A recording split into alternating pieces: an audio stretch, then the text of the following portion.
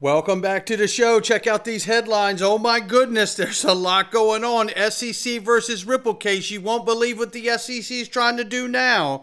How about Blackrock and Ripple? How about you're going to like it? How about ETH and ETFs? We got a date. Ripple, Uphold, and FedNow. We've talked about it. You're going to love it. And the power of the real US dollar on the XRP ledger. Oh my goodness. Will somebody roll that beautiful intro?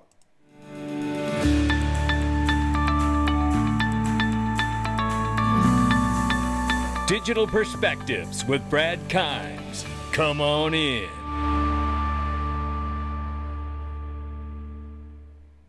Welcome back to the show. You can follow us on Twitter, YouTube, and digperspectives.com for exclusive content. Right now, $2.55 trillion market cap for crypto. The market is off by 0.9% in the last 24 hours. 66,200 plus for Bitcoin, 3,500 plus for Ethereum, 112 billion plus for a market cap for Tether at the moment. USDC is running a $32 billion market cap. You know what? XRP right here at the number 8 spot is 47 cents. $26 billion plus market cap. We're up 0.2 on the 24, off by 2.8 on the 7-day. You know what? I can't wait to see the real USD on this list, and it won't be long, ladies and gentlemen. Looking at the range of price, it dipped all the way to 47 cents, and I got it again today at 48. Yes, I did. They can have the penny. I don't mind. Anytime I can get two for $1 or a little more than that, man, it just feels like a deal. It's a blue light special. Yeah, come on in. Yeah, on aisle X. Not financial advice. You know what? Neither is this, but it's damn good thing you want to check it out if you haven't done it. It's linked to, it's the best private equity in the world, ladies and gentlemen. I tell you about this all the time, but I mean it. Listen, whether you're talking about the best fintech companies, the best digital asset companies, the best AI companies, right? It goes on and on. The best robotics companies. This is where they're coming from, right here. And you have access to them before they have some sort of a public exit. Now, I tell you, I don't know about you, but I tell you what, and if you don't know this, you can Google it for yourself. The most wealth is made in the world in a few areas, and this is one of them. And if you don't believe me, look it up. Or just click the link underneath the video and go sign up and register with my sponsor and get started today. They have the best, most affordable minimums on the planet when it comes to private equity to go along with the best offerings. So make sure you click the link below and check them out. Here we start right here. It's the one and only Mikkel. He was on the show Friday for the Week in Review. Great job and always a great conversation to sit down and talk to Mikkel. Listen to what he says here about Blackrock partners with Ripple for custody solutions. Hello. Guys, I could not be more excited for this. The fact that Archex is going to be supplying custody for their partners using Ripple solutions means that the largest institutions on earth issuing money market funds and other tokenized assets are going to be doing so in Ripple's custody solution and on the XRP ledger. Guys, for me, this is the confirmation I needed to see to know that Blackrock 100% will be working very closely to Ripple. And if that doesn't make you bullish on the possibility of an XRP ETF in the near future, I don't know what will. You know, when I think about that, then I start thinking about when Charles Gasparino asked Larry Fink, the CEO of BlackRock, what about an XRP ETF? He said, I can't talk about it. And then he told me, he said, you don't want me to answer. Because we know how Charles Gasparino feels about Ripple and XRP anyway, right? Charles is obviously a bought and paid for horse. Sad, huh? Yeah, and this is a reminder right here of Archax's connection to BlackRock, as Archax, along with Onera and HBAR, worked with BlackRock to tokenize a money market fund. And it's only going to get better from here. And understanding that obviously between Medico and Standard Custody and Trust Company, that we know that they have huge custody solutions just sitting, waiting for institutions like a BlackRock, right? So things are getting very interesting, ladies and gentlemen, and so is this. This was Donald Trump just recently out stumping on the trail for 25. Oh boy, take a listen. Well, I will end Joe Biden's war on crypto, and we will ensure that the future of crypto and the future of Bitcoin will be made in America. We're going to keep it right here, and a lot of it's going to be done right here in Florida, right? Well, there you have it. He's really got the wind in there. Now, here's the thing. Now remember, because we're getting ready to go to a piece of news right here where we hear about the SEC, and you're not going to believe, you know what, maybe you will, because there isn't much not to believe about what the SEC won't do. I mean, this is not an agency that embarrasses very easily. The SEC has responded to Ripple's letter regarding the Terraforms Labs consent judgment. And essentially, this is the SEC going to Judge Torres and saying, hey, look, Judge, you know what? We just won a big judgment in the Terraform Labs case, and we think that you should really kind of tether that judgment to the Ripple case. That's basically what they're saying, right? And you should take that penalty that was determined for Terraform and Dao Quan, which, by the way, was an illegal operation, not like Ripple's situation at all, right? All kinds of illegal activity went over in Dao Quan's camp and Terraform Labs, right? But when it comes to Ripple and XRP, there is none of that. However, it doesn't stop the SEC from sending in that judgment and saying, Judge, don't look at the details here of the case and how they're completely different. No. Just look at the judgment and the settlement that the SEC was awarded and just use that. Don't go any further than that. Well, I think Judge Torres is a lot smarter than that, and I don't see any of this sticking, to be perfectly honest. However, remember, Jay Clayton from Trump's administration is the one that dropped the case on Ripple. Let's not forget all of that. So this newfound crypto love, the only thing I like about it becoming so loud of a voice and a talking point and an actual point of the campaign is that it has to be dealt with. You don't go out here and stump this hard on something and make it a campaign issue and then not do something about it. So that's going to backfire if something doesn't get done. So again, cautiously optimistic, right? I don't trust anybody, man, especially in politics. But nevertheless, I think we're going to get something done here soon. But I want you to hear some of this struggle. Oh my gosh, it's Gary Gensler and Tennessee Senator Haggerty.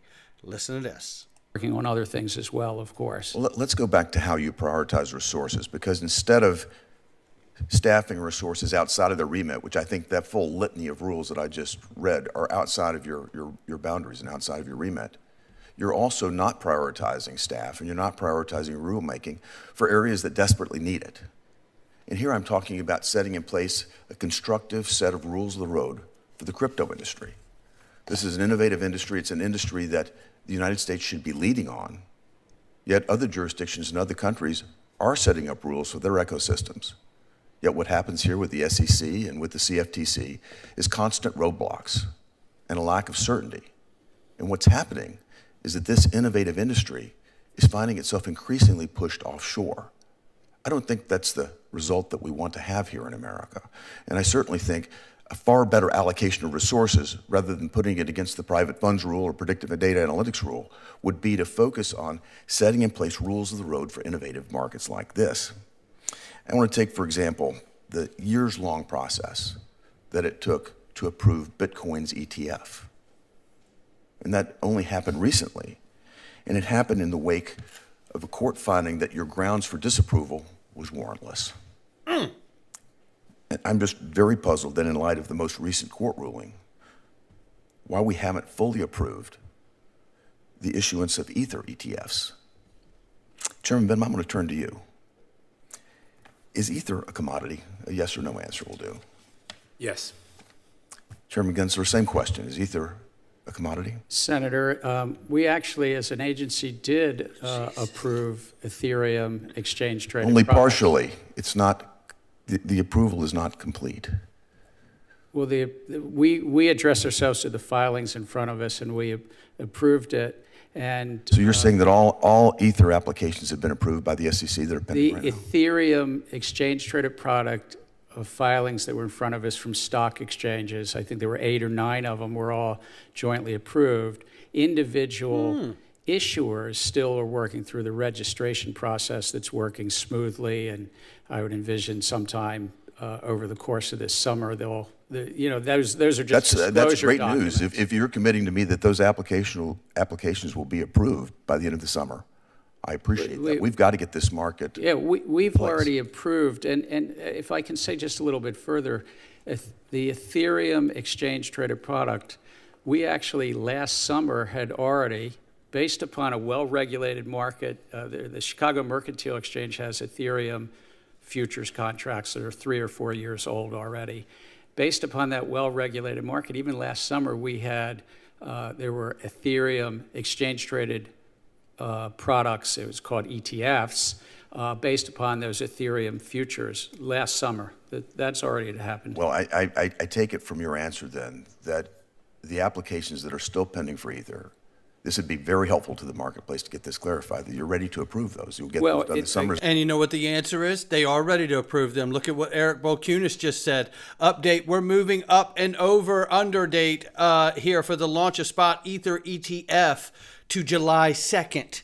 That's just in a couple weeks, ladies and gentlemen. Hearing the staff sent issuers comments on S1s today, and they're pretty light, nothing major, asking for them back in a week. Decent chance they work to declare them effective the next week and then get off their plate before holiday weekend. Anything's possible, but this is our best guess as of now. We appreciate that information, Eric, no question. Look, there's a lot to go over here, but take a look at this from the SEC Commissioner Udea.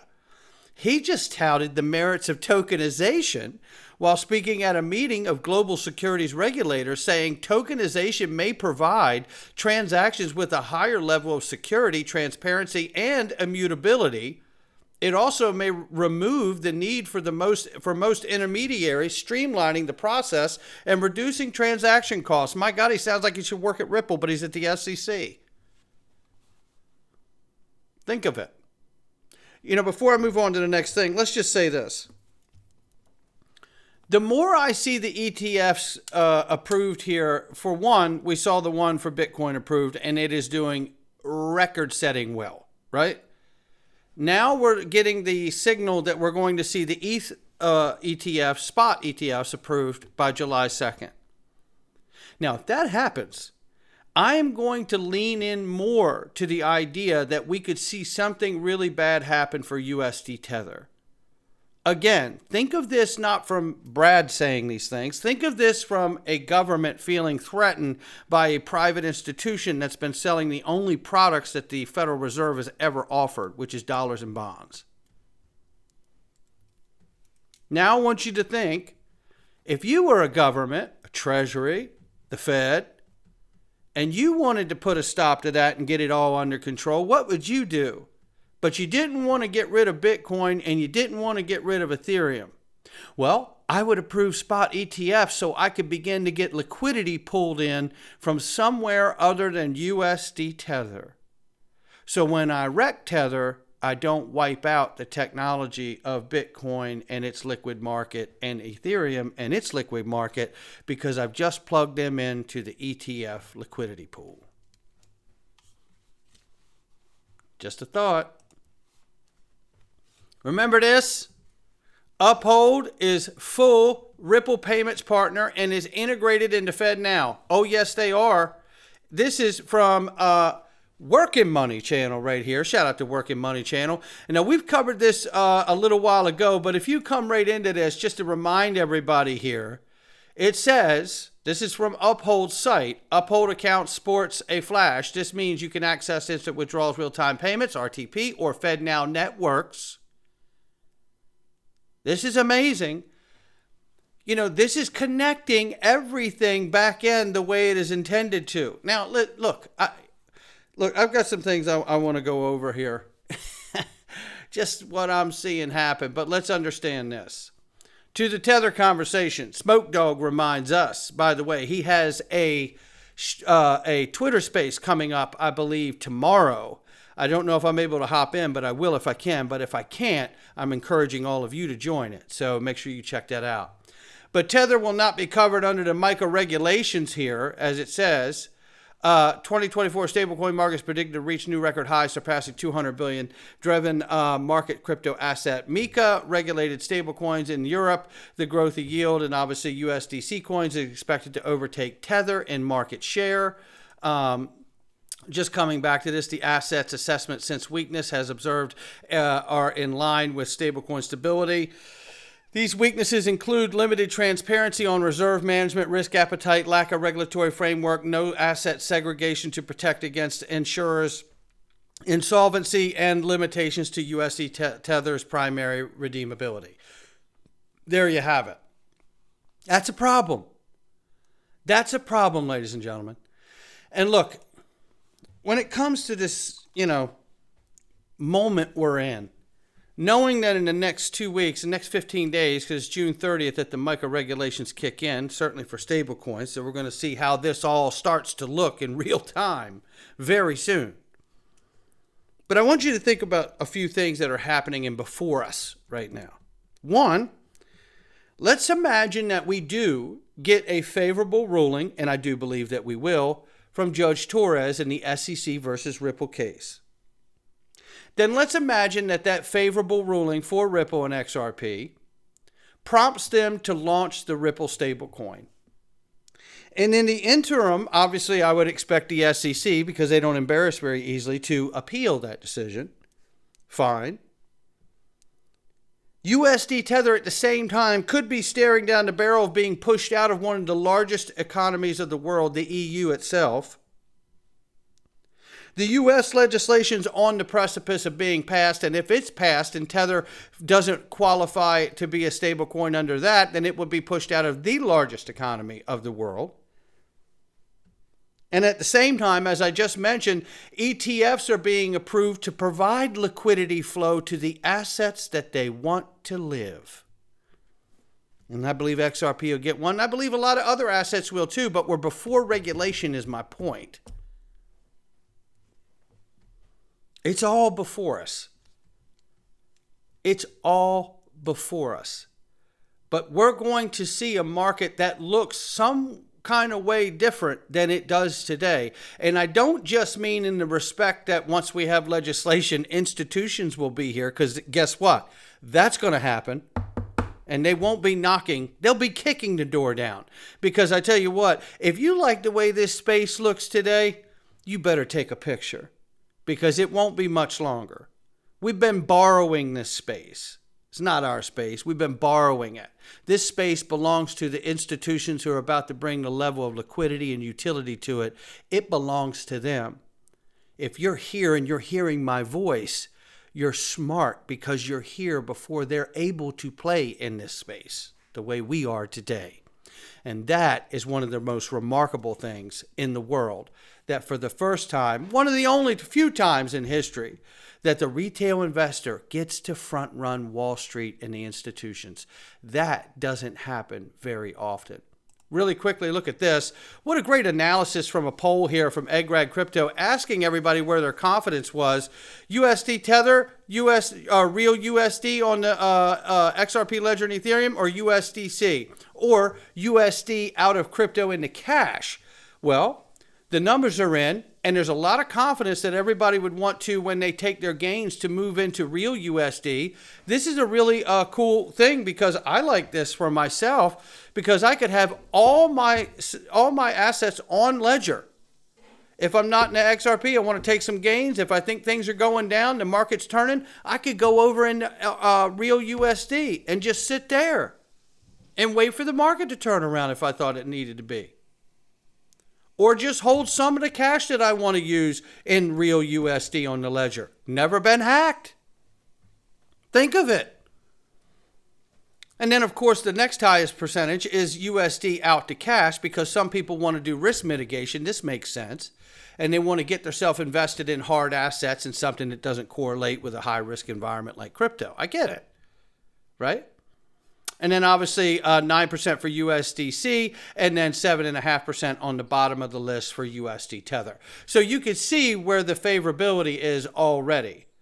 The market, the retail investors want clarity. They want security. They want to know that their assets are safe. There's not enough clarity and confidence with USD Tether right now in the current situation. So we'll see what happens. But here from Eggrag Crypto, what's going to happen next? He says some of the XRP army is literally confused. I can sense only the OGs are bullish AF. And you know what? This OG is bullish as AF right here. I'm going to tell you that.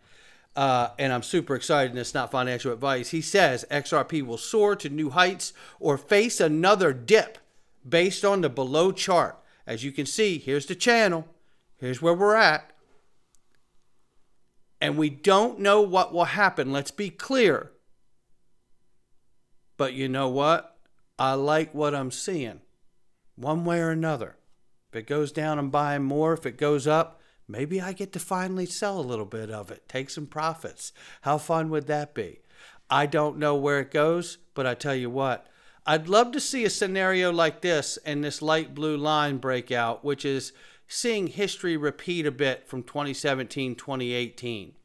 Look, if we get the setup for the ETF for Ethereum in July, and then if we can get some legislation for crypto or launch the stablecoin for Ripple in between July and the end of the year, and then some stablecoin legislation, there's no telling what part of this chart we may be at. But I tell you what, I love knowing that I'm here to find out. And I know you are too. Not financial advice from me or anyone else, ladies and gentlemen. You can go to digperspectives.com and help support the channel by clicking on the Freedom Zone and coming on in. Yeah, that's what we're doing. That's what we're doing right now. Not financial advice from me or anyone else. I'll catch all of you on the next one.